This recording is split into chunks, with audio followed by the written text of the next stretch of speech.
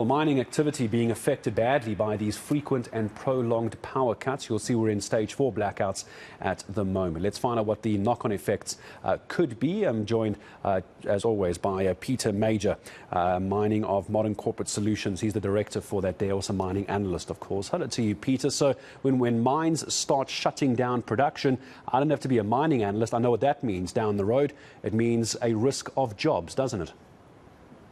Boy, it sure does mean a risk of jobs.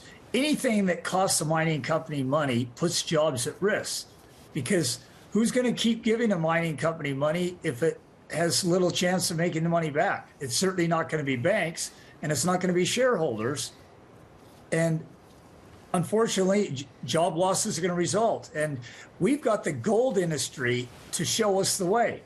In the 80s, we had 580,000 people working on the gold mines, just the gold mines, 580,000.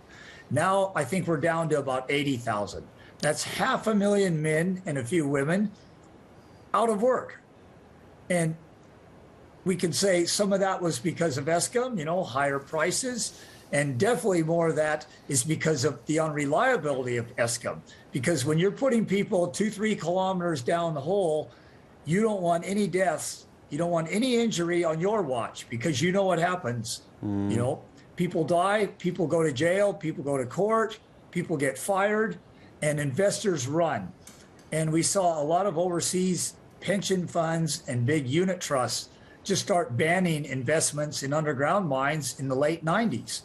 Well, there's no way they're going to start going to underground mines now when there's a good chance of power failures. And this is talking about the people, but if we want to be mercenary and talk about capitalism, it's just you're burning up machinery. This off and on start up.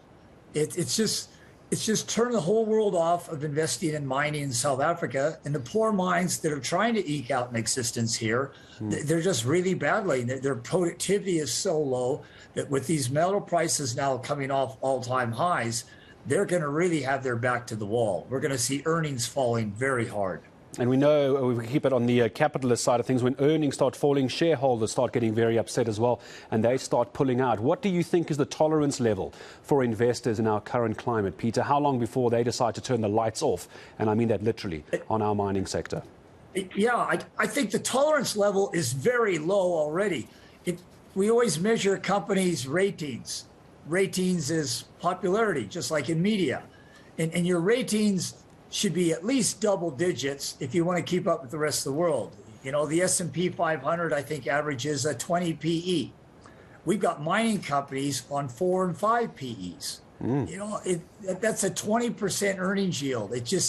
You really can't justify even being listed when you're on a 5 or a 6 PE. You should just delist.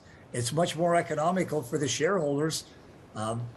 It's hard to put into words. And if the person doesn't understand numbers, that unfortunately our government doesn't seem to give credence to numbers. Numbers put things in perspective. How far below the rest of the world? When we compare our gold shares, what kind of PE, price earnings ratio, do they trade on compared to an international gold share? Yeah, I don't want to keep the conversation too broad and ask you what should happen at Eskom, Peter, and it's just an impossible question, isn't it? So I want to ask you this then. So we imagine we're at the bottom of a 3-kilometer mine shaft. We look up as the mining industry. Just how dark and gloomy is it, or is there light at the end of the tunnel? What can the mining industry do to try and stay competitive if Eskom clearly can't do its job? Okay, what is the mining industry doing to stay competitive? They're phasing out underground mines. Amplats was a good example of that. Anglo Gold was a good example of that. Anglo Gold got out of all their gold mines in South Africa. Goldfields got out of all their underground gold mines in South Africa except South Deep. And if you look at the mines that they are operating in this country, especially Amplats, Mogalakwena, they're trying to look at increasing production even more. It's already double production from, say, 10, 12 years ago. Those are open pit mines, but they come with downside. The downside is a lot of the machinery is imported instead of locally built. The downside is you're moving huge communities, whereas a gold mine or an underground mine, the community could be right on top of the mine. You're also laying off 90% of the men you had to produce the same PGMs by going open pit instead of underground. And the same with our coal mines. So we are defacing this country, causing a lot more pollution, causing a lot more job losses, because we're having to shift from underground mining to open pit because it's less reliant on electricity. It's more reliant on diesel and overseas equipment, less reliant on men. Those are huge negatives for a country that's got 63 million people and probably 40-some% unemployment. Let me ask you this then, because I want to ask you this question, because I always enjoy speaking to Peter Major about local issues affecting mining. But if mining is being affected by Eskom, what can Eskom do here? So it looks like the mining sector can make some adjustments, not ideal adjustments, Peter, but they can do it. What needs to happen at Eskom, in your view, then? Eskom's got the same real underlying problem as our mining industry. It's called policy. It's too much regulation and policy created by government and created by government without thoughts as to the repercussions. Eskom's probably got 2.5 times more employees than it needs.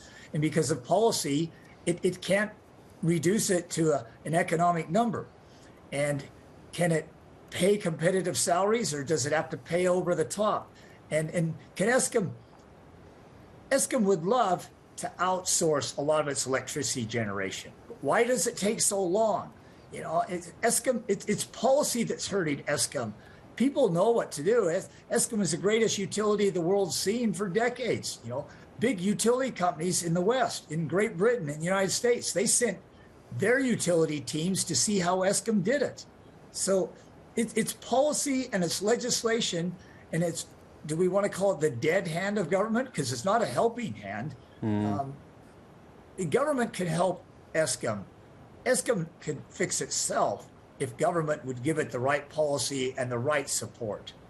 Yeah, it's the framework, it's the policy, it's the red tape, the deregulations. Heavens knows where that policy framework sits and how it's supposed to look. Peter Major, always good to have you with us, a mining analyst, Mining of Modern Corporate Solutions Director, Peter Major. You can see the knock-on effect it has, as Peter says, on mining and their PE numbers. So let's stay with numbers.